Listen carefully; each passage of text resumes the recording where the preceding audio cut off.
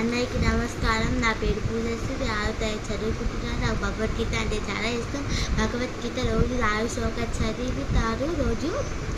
నేను ఇప్పుడు గీత మంజరి పాడుతున్నారు.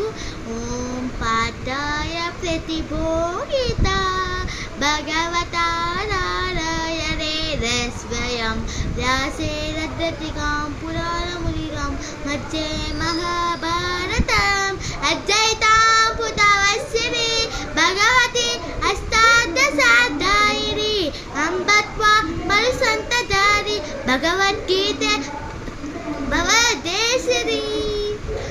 ఇప్పుడు 16 అధ్యాయం 5వ శ్లోకం చెప్తున్నాము. శ్రీ భగవానువాచ తస్సరే పాత్ర రూపాని తస్సరే